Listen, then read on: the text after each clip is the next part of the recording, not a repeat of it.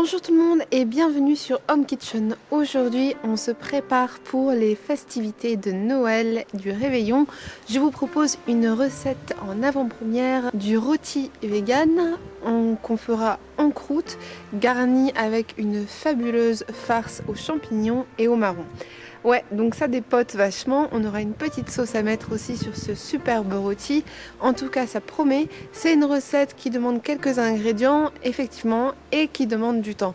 Mais qui n'a pas envie d'épater un petit peu la galerie avec un rôti vegan pour le réveillon de Noël? Alors tout de suite, la liste des ingrédients. Pour la liste des ingrédients, on va y aller par étapes. Pour le rôti en lui-même, le sétan, vous aurez besoin de gluten de blé. Pour l'assaisonner, et donc on reste uniquement dans l'assaisonnement de la pâte, vous pouvez mettre absolument tout ce que vous voulez. Moi j'ai carrément sorti la plupart de mes épices et de mes petits gris-gris, mais ça reste, voilà, vous n'êtes pas obligé d'avoir forcément toutes ces épices ou toutes ces herbes, c'est simplement que on va essayer de donner un maximum de goût à notre pâte de base. Donc moi ici j'ai du paprika, de la muscade, des herbes de Provence, du cumin, du poivre, de l'ail en poudre, de l'oignon en poudre, du sel et de la levure maltée. Ça, c'est pour l'assaisonnement du sétan, mais si vous n'avez par exemple que de l'ail et de la coriandre et du cumin, ça pourra aller très bien. Je vous donne juste par exemple une espèce de base aromatique qui est assez sympathique et qui marche bien. Pour hydrater donc le sétan pour sa préparation, on va avoir besoin d'haricots blancs, puisque on va faire un rôti un peu blanc façon d'Inde. Donc des haricots, ça sera pour améliorer la texture et ne pas que ça soit caoutchouteux, pour que ça ait vraiment une bonne texture. On l'hydratera avec un petit bouillon de légumes bio. Pour le faire cuire, vous aurez besoin de ficelle alimentaire. Et ici, tadada, c'est une papillote. Alors, ne vous laissez pas berner par juste papillote de poulet. Il n'y a évidemment pas de poulet dans cette papillote. En fait, c'est un sachet cuisson pour cuire des aliments au four avec de la poudre assaisonnement. Donc c'est sans exhausteur de goût, glutamate, etc. Ça se trouve au rayon des aides culinaires ou des sauces, des choses comme ça, des épices. Et c'est très pratique pour cuire le sétan. Pourquoi? Parce que déjà, il y a la manière d'aromatiser est vraiment sympa et le mode de cuisson laisse tendre et fait bien cuire en même temps. Enfin, les papillotes, c'est vraiment super pour cuire des choses, aussi bien juste des patates et des légumes, que ce soit juste pour donner un super assaisonnement à des pommes de terre, des brocolis et des carottes, c'est top. La façon de cuire en papillote, j'utilise souvent. Donc pour les sceptiques, voici donc la liste des ingrédients. Pommes de terre, tomates, carottes, oignons. Voilà, il n'y a pas de poulet bien évidemment, champignons de Paris, thym, jus concentré de champignons, arôme de fumée. Ce sont juste des épices en sachet. Je vous montrerai comment ça, je vais l'ouvrir après, comment ça se présente. C'est un sachet en fait avec plein de petits trous, et quand on met par exemple qu'on veut faire un rôti de sétan ou des saucisses de sétan ou même juste une grosse poêlée de légumes grillés au four, les papillotes c'est très sympa. Alors il y a façon paysanne, donc on va avoir plein de petites herbes, des graines de moutarde, des choses comme ça. Ça donne vraiment un super goût avec un arôme un peu de fumée. Et après il y a d'autres papillotes avec d'autres styles, plutôt à la basquaise avec des poivrons déshydratés ou enfin d'autres choses encore. Plusieurs façons. Il y a des aromates qui peuvent changer avec un peu du citron, du romarin, des choses comme ça. Et c'est sympa parfois d'utiliser ces petites papillotes, surtout pour ces recettes de sétan. Notre rôti va être farci, donc voici la farce qu'on va utiliser. Là encore, vous n'êtes pas obligé de le farcir, vous pouvez juste faire un rôti tel quel. Moi pour ma farce, comme c'est Noël et qu'on a envie des petits arômes de Noël, j'ai choisi des champignons bruns, des châtaignes, des petites échalotes, un petit peu de cannelle parce que j'adore ça, mais juste pour assaisonner, et des cranberries, super pareil en farce ou en sauce, c'est génial. Comme on va vraiment faire la totale, on va le recouvrir d'une croûte, donc une pâte feuilletée sans beurre et un peu de ketchup qu'on va diluer dans l'eau. Vous allez voir, le rendu visuel comme gustatif est vraiment tip top. Et pour finir, on va faire une petite sauce pour ceux qui voudraient mettre une petite sauce sur leur rôti en croûte garnie.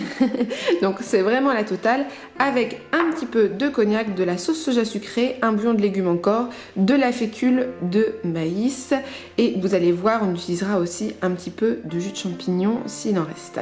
Donc voilà pour la liste des ingrédients. Oui, il faut pas mal de choses, mais en même temps c'est Noël, on a envie d'impressionner, de mettre le paquet, de faire un super repas. Donc vous allez voir, c'est pas non plus des ingrédients très durs à trouver ou bizarroïdes. Moi pour l'instant je n'ai acheté que le gluten en magasin bio parce que je ne le trouvais pas ailleurs, mais c'est le seul ingrédient où il m'a fallu aller dans un magasin spécialisé biologique. Le reste, tout peut se trouver en hypermarché. Voilà, des échalotes, de la pâte feuilletée, des bons champignons, etc. Donc tout de suite, on y va pour la méthode. Dans un saladier, je pèse 180 g de farine de gluten. Et ensuite, je vais venir mettre tous mes aromates et tout ce qui est sec. Donc, il ne faut pas hésiter sur ce que vous pouvez mettre dedans, c'est vraiment important. Il faut mettre un tout petit peu plus que ce que vous mettrez d'habitude pour assaisonner. Donc là, on a mis du sel. Ici, c'est donc des paillettes d'oignons séchés. Là, c'est un mélange d'herbes de Provence avec du romarin, de la sarriette, du thym, de l'origan. Ici, c'est de l'ail en poudre semoule. Maintenant, je vais mettre un peu de cumin parce que c'est assez fort.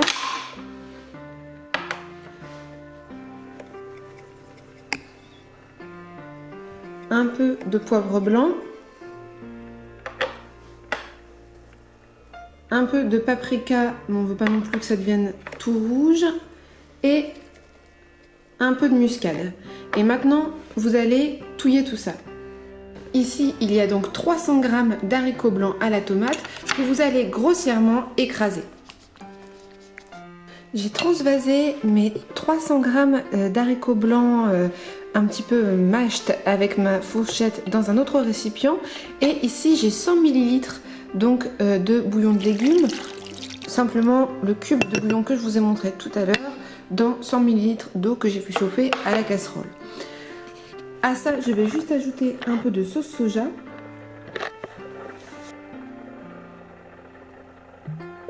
Comme ceci. Et on va venir fouetter l'ensemble pour l'incorporer à notre farine. Ça aussi, ça va nous permettre d'aromatiser notre pâte et de faire qu'il ait vraiment un goût topissime, avec une texture qui lui permettra de ne pas être trop caoutchouteuse. Donc maintenant, on incorpore cette mixture au premier saladier. Vous n'êtes pas obligé d'incorporer tout en une seule fois.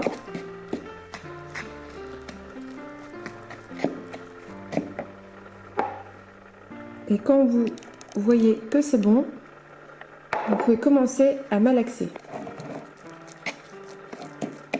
À la fin du processus, vous devriez obtenir un pâton comme ça, simplement en ayant tout aggloméré. Donc vous allez voir, c'est assez dur, c'est assez élastique. Maintenant, on va pouvoir passer aux autres étapes. Donc vous allez mettre un petit filet d'huile, ça ne colle pas et en plus ça va permettre d'ajouter un peu de matière grasse progressivement dans votre sétan qui va le rendre une texture parfaite et bien moelleuse. On va le pétrir 5 minutes, pas plus, pour chasser les bulles d'air et ensuite on va passer à la cuisson. Donc là c'est parti pour un bon coup de main. Maintenant, vous allez donc couvrir votre sétan et le laisser reposer le temps de préparer la farce, environ 30 minutes. Pour la suite, on a mis un fond d'huile dans notre poêle et on va venir y faire rissoler nos petites échalotes. Donc voilà, on attend déjà qu'elles soient translucides. Et rappelez-vous que les meilleures sauces sont toujours ceux qui sont faites sur feu doux et sans se presser. Quand nos petites échalotes sont bien rissolées, on ajoute nos champignons coupés le plus petit possible. Ça peut paraître une grosse quantité de champignons pour le volume de farce qu'on a pour le sétan, mais les champignons vont beaucoup dégorger de leur jus, ils vont perdre beaucoup d'eau, donc il y en aura moitié moins. Et puis de toute façon, s'il reste un petit peu de farce aux petites échalotes, au cognac ou au marron, je suis sûre que vous saurez en faire bon usage. Quand vos champignons ont un peu réduit, vous pouvez ajouter les marrons. Inutile par contre d'en ajouter trop parce qu'après il n'y aura pas assez de champignons pour les marrons qui eux ne vont pas du tout rendre de l'eau mais apporter une texture voilà, farineuse et un bon goût de marron à cette farce. Donc là on attend encore un petit peu et ça sent quand même déjà super bon.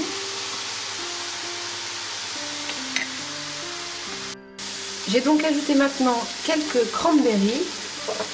Je vais mettre une petite pincée de cannelle et terminer de bien saler et poivrer ce qu'il reste. Et notre farce est quasiment prête.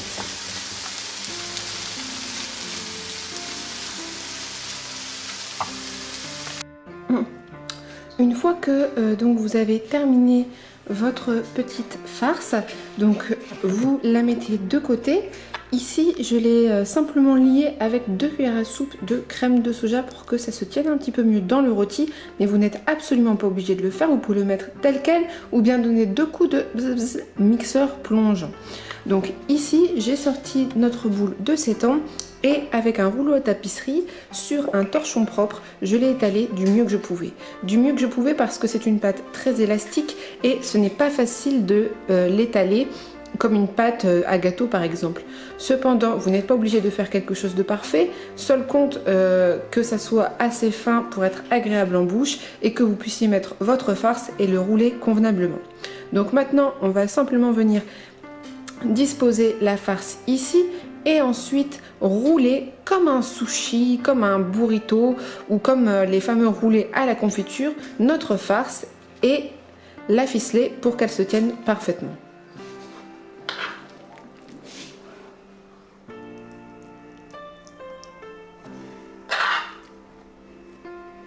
Là encore, pour les farces, vous pouvez faire preuve d'imagination.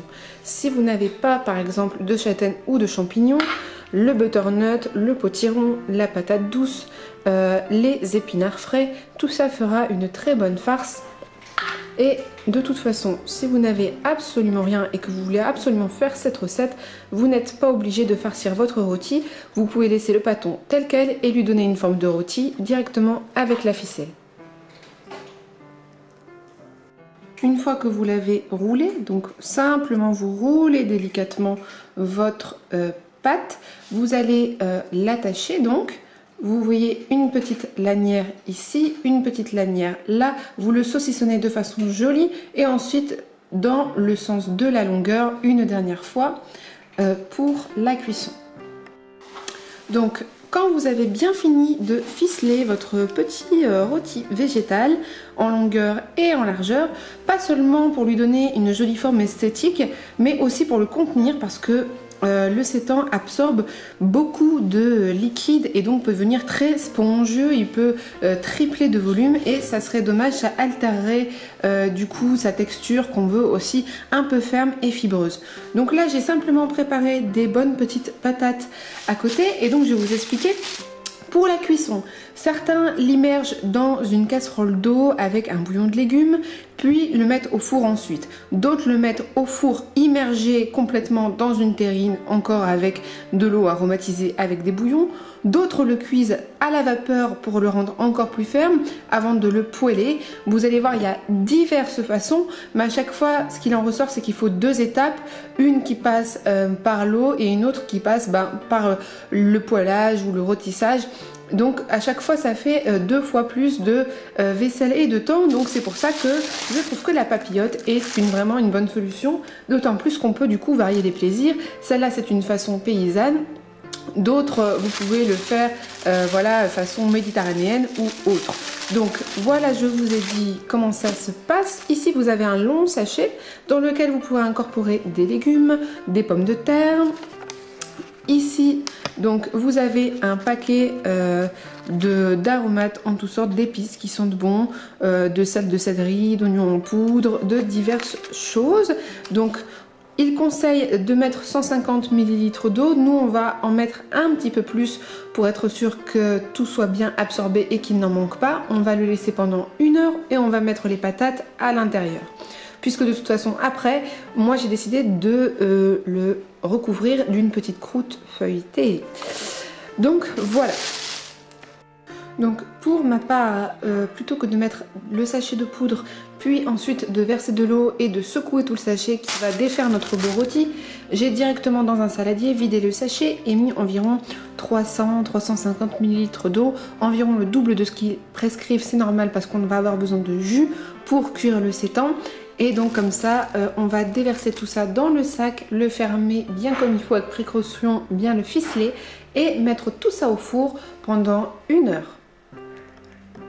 Quand le rôti sort du four 1 heure après, vous jetez l'ensemble du jus. Les patates sont parfaitement cuites, moelleuses à l'intérieur.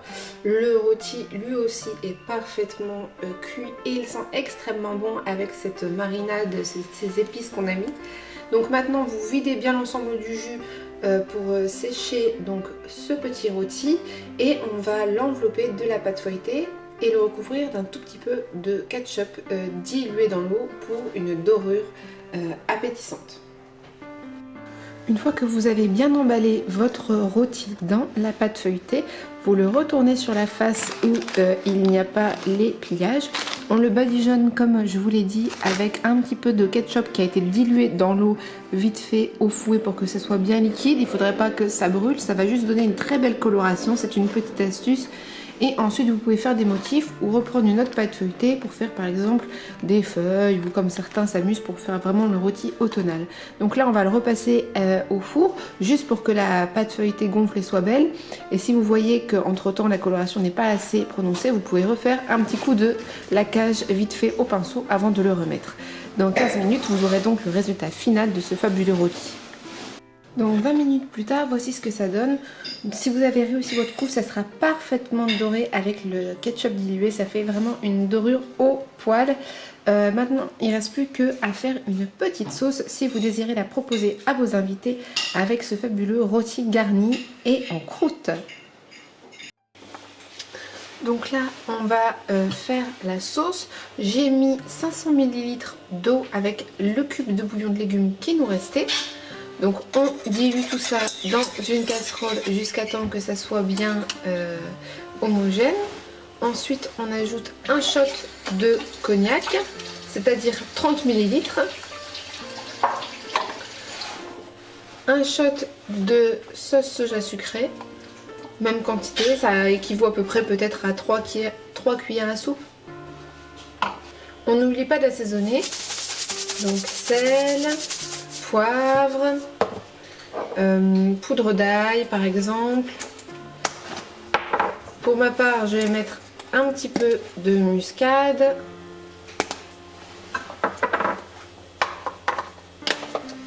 Et un petit peu de thym et de laurier en poudre.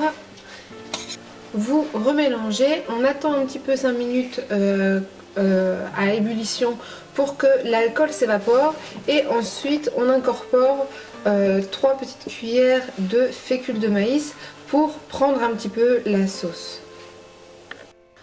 Alors personnellement, une fois que j'ai ajouté la fécule, je donne un coup de mixeur plongeant pour lisser la sauce et s'il y aurait eu quoi que ce soit comme petit grumeau, terminer de complètement le désintégrer dans la sauce. Ensuite je la remets sur feu doux et je fouette doucement pour pas que le fond accroche. Mais globalement la sauce est prête, elle est onctueuse, d'une jolie couleur marron, elle a vraiment des bonnes odeurs, voilà, de l'arôme de cognac qui est resté mais de façon vraiment subtile. Aussi si vous avez d'autres choses que vous aimez, par exemple si vous préférez mettre les cranberries dans votre sauce et pas dans la garniture, ou si vous ne voulez pas utiliser de cognac mais un autre alcool, vous pouvez tout à fait y aller. Ce qui serait pas mal aussi, parfois dans certaines régions, je sais qu'il est facile de trouver de la poudre de champignons ou que certaines personnes ont des déshydratateurs. Si dans ce cas-là, vous pouvez vous procurer ou faire de la poudre de champignons, dans cette sauce, c'est juste un régal et ça va avec tout. Et voilà donc comment ça donne à la fin. Au milieu donc on retrouve notre roulé de 7 ans et comme vous pouvez voir il est pas trop, il est moelleux, il est pas dur, il est pas caoutchouteux, je l'ai goûté, c'est vraiment une tuerie avec sa petite sauce que vous pouvez servir voilà à chaque part sur cette belle croûte parfaitement dorée et ces bonnes patates rôties au four. On a la petite sauce avec un peu gravy. C'est vraiment super bon, super odeur, super effet. J'espère que vous allez kiffer chez vous et que vous allez le reproduire, que vous m'en direz des nouvelles. À l'intérieur, on voit cette farce aux champignons et aux marrons avec les petites échalotes revenues. Enfin bref, c'est un délice. Vous m'en direz des nouvelles et on se retrouve pour de nouvelles aventures.